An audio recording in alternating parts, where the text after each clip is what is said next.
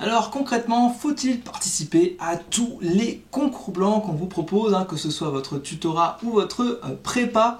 Alors chaque année, j'ai des dizaines de remarques. C'est la même remarque. Mes étudiants ils me disent, écoute NT, je ne vais pas participer au concours blanc du tutorat. Moi je leur dis, mais pourquoi tu ne veux pas participer?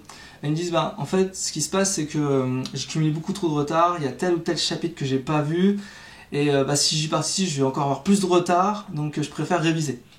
Donc moi je leur dis, mais non, c'est pas comme ça qu'il faut penser, c'est pas comme ça qu'il faut penser. Pourquoi?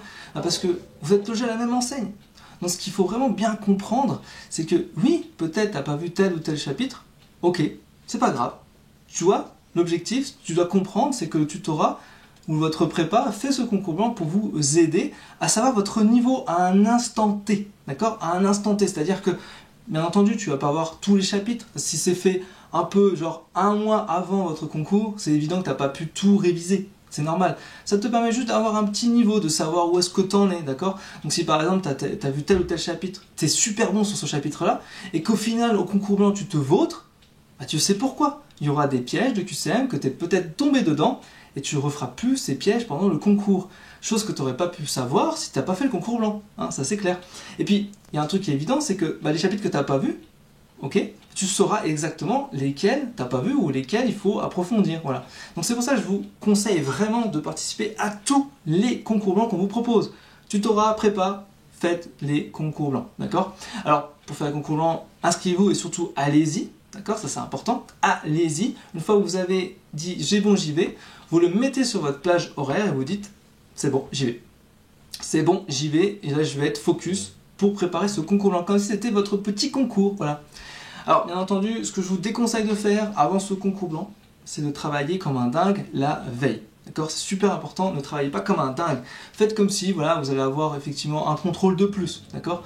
Mais voilà, ne mettez pas toute votre énergie dans cette préparation. D'abord, soyez focus. Alors, bien entendu, j'ai dit que ce n'était pas grave si vous n'avez pas tout appris, ça c'est évident, ça vous permet d'avoir votre niveau. Il y a aussi le fait que je sais ce qui se passe, souvent vous stressez. Alors c'est bien de stresser, parce que ça veut dire que du coup vous êtes inquiet, et ça veut dire que concrètement vous voulez réussir, donc c'est le stress positif. Le seul stress qui peut être vraiment négatif, c'est lorsque vous avez une peur qui vous paralyse. Ça peut arriver, j'ai énormément d'étudiants qui ont déjà eu cette peur en fait qui paralyse et qui fait des bêtises pendant le QCM. C'est-à-dire, on sait pertinemment pendant les entraînements, concrètement l'étudiant il a performé, il était nickel, et au concours blanc ou au concours, il s'est vautré parce qu'il a eu une peur, il est paralysé.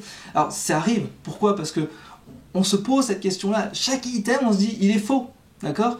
Il y a un piège, j'ai un piège, et du coup on pense à l'envers, alors qu'il faut en fait se dire mais non, je suis sûr que c'est ça. Il faut être sûr, si vous êtes sûr, c'est ça. Voilà. C'est pas simple, c'est pas aussi simple que ça, mais c'est vrai que voilà, si vous pensez que c'est juste, la première intuition est toujours la bonne, en général. D'accord? Alors moi je vous conseille également de faire une petite liste.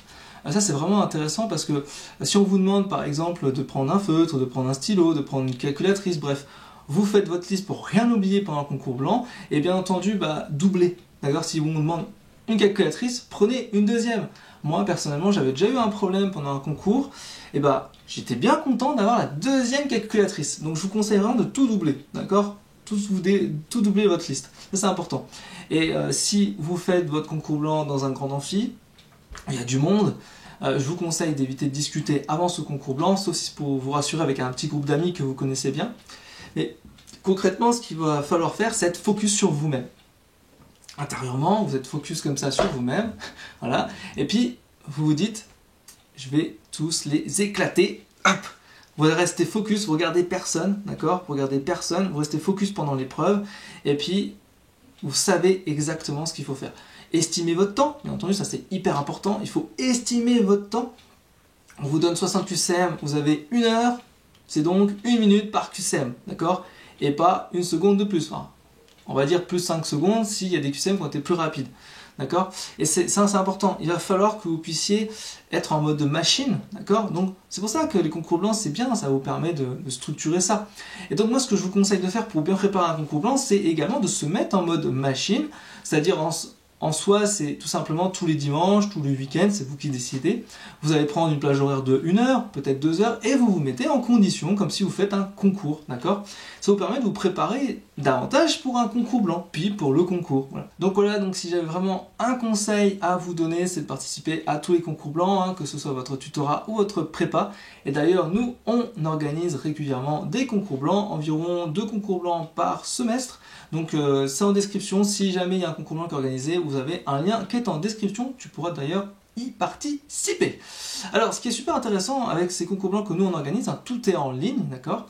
Donc c'est à l'échelle nationale, ça c'est génial parce que c'est une première en France d'avoir un classement national comme ça et pouvoir se tester à cette échelle, parce qu'en général c'est plutôt local, et là vous vous classez à l'échelle nationale, et moi je trouve ça plutôt sympa.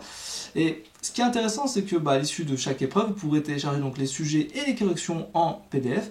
Et puis j'organise tout le temps une séance FAQ après chaque concours blanc pour répondre à toutes vos questions.